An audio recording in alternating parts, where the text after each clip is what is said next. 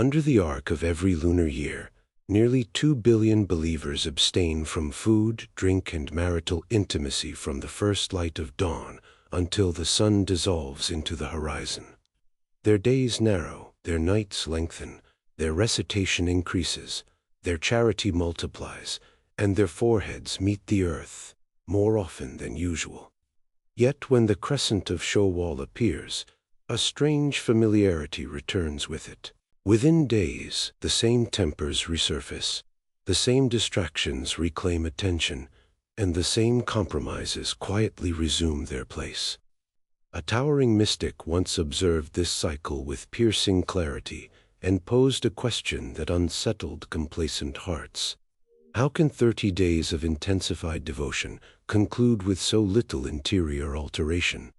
How can tears fall in night prayer and falsehood be uttered by morning? How can the most sacred night of the year sweep across multitudes who stood awake in worship, yet leave no imprint upon their inner world? His response was not gentle. He argued that many restrain their bodies while leaving their inner self untouched. They adopt the visible structure of the month, but neglect its unseen core. And that hidden core, he insisted, is so transformative that if even a fraction of people grasped it fully, their renewal would radiate outward, reshaping homes, markets, and entire communities. He began with the very name of the month. In his method, language was never accidental. Each term concealed a doorway into meaning. The word derives from a root, suggesting scorching heat, the kind that cracks soil before rain descends. Some linked it to embers that remain after flames have consumed what stood before them. He considered this linguistic origin deliberate. The month is named for what it ignites within the human being. It is not a gentle glow of inspiration, but an incineration of whatever does not truly belong. Every appetite resisted, every impulse restrained, every preference surrendered in favor of divine pleasure becomes a spark that reduces accumulated layers of vanity and self-importance to ash. Over 11 months, habits thicken and illusions harden. During these 30 days, a furnace is kindled to strip away the residue. He compared it to the purification of metal. When a smith seeks to refine gold, he subjects it to intense heat. The blaze does not annihilate the substance.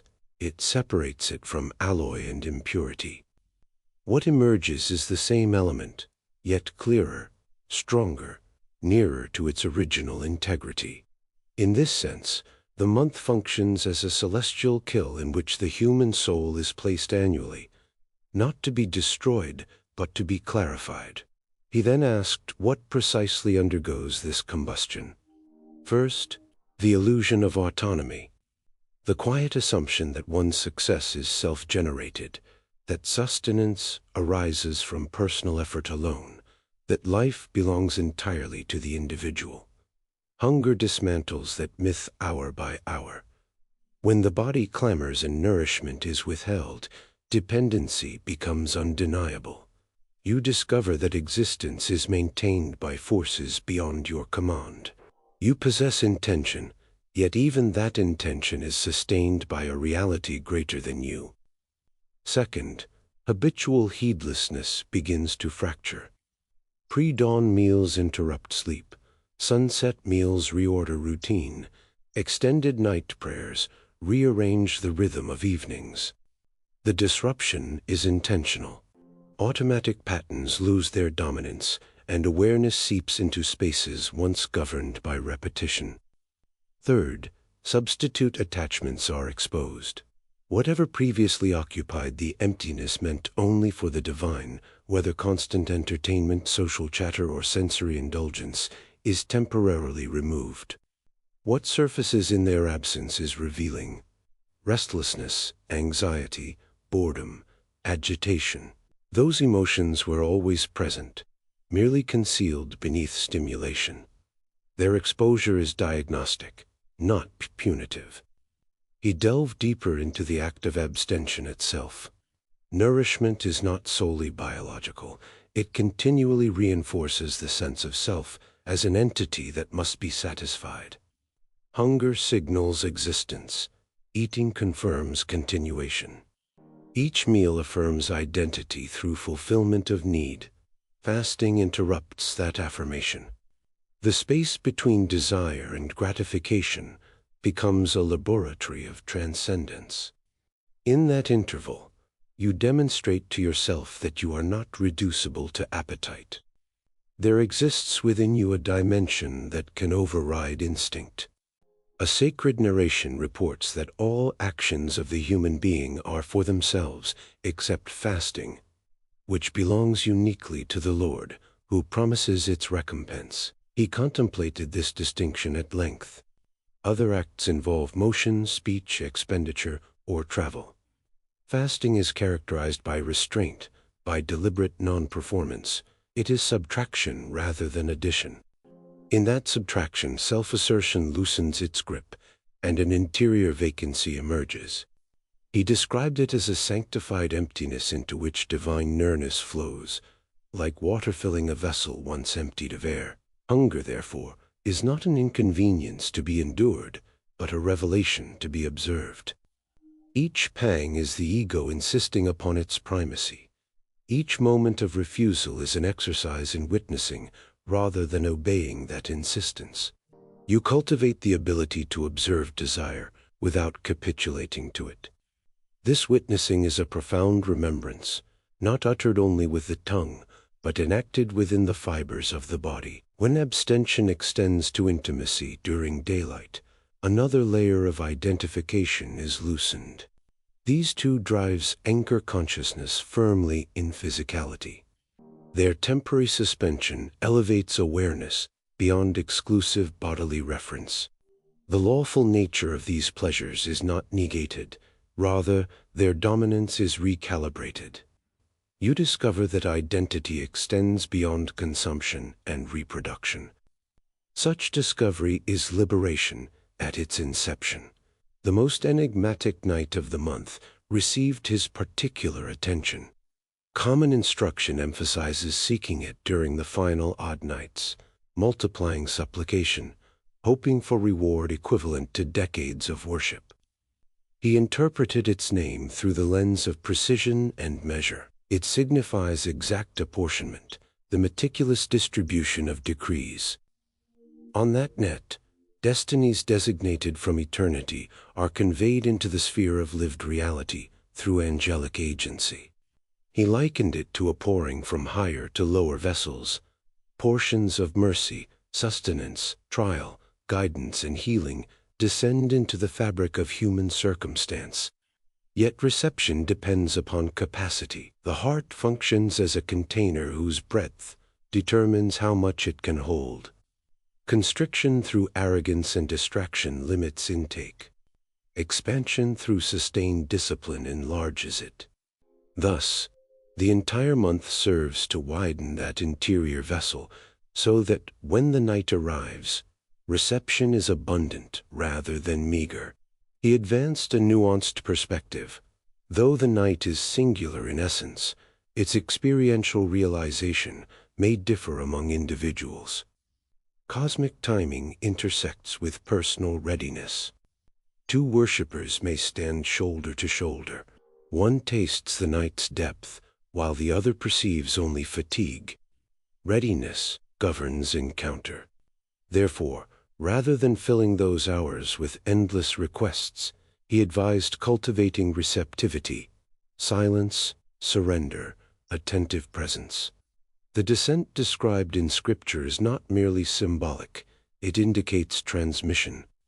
To receive, one must be open rather than noisy.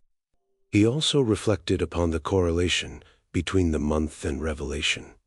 Just as physical intake is reduced, space is created for divine speech to occupy the interior. Recitation displaces mental clutter. Each verse pushes aside anxieties and plans. Over 30 days, the internal monologue of ego is gradually replaced with sacred articulation. He described 3 layers of engagement: correct recitation, comprehension of meaning, and a deeper unveiling in which the text addresses the reader directly. In the heightened state produced by abstention, this 3rd level becomes accessible. Familiar passages unveil unexpected insight, not because the words changed, but because the receiver did. Why then do so many exit unchanged? He attributed it to performance. When the month becomes a checklist of completed rituals, it remains external. Real change requires allowing discomfort to educate. Irritation reveals dependency on habitual comforts. Fatigue exposes reliance upon constant nourishment. Each sensation contains instruction. If one merely endures until sunset without introspection, the opportunity passes unused. True success is measured months later. If no trait improved, no habit dissolved, no humility deepened, then the furnace was approached cautiously, with protective layers intact. Night prayer during this month, he noted, coincides with a time when the soul is most permeable. Daylight engages intellect and role. Nighttime thins defenses. Combined with hunger-induced vulnerability, supplication becomes raw and sincere. Sacred narration describes divine nearness in the final portion of the night. He envisioned this as a meeting point between descent and ascent, between divine generosity and human need.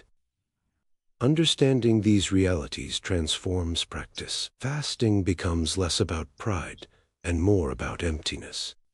The sacred night becomes less about speaking and more about listening. Extended prayers shift from numerical completion to concentrated presence. Scripture transitions from pages counted to meanings absorbed. When transformation becomes the aim, departure from the month brings a trace of grief rather than relief. Ultimately, the gift of this season lies not in divine need, but in human necessity. Over months, hearts gather rust from immersion in worldly concerns. Attachments thicken, awareness dims. Annually, mercy reintroduces the flame that restores clarity. Many pursue greater discipline or visible piety. Few embrace diminution of ego. The month that truly alters you renders you smaller and the divine greater. It leaves you dependent, receptive, unguarded. If years have passed without change, the barrier is not the month, but the reluctance to be refined. Cease resisting the blaze. What remains after combustion is not ruin, but essence, the authentic self revealed once every borrowed layer has been consumed.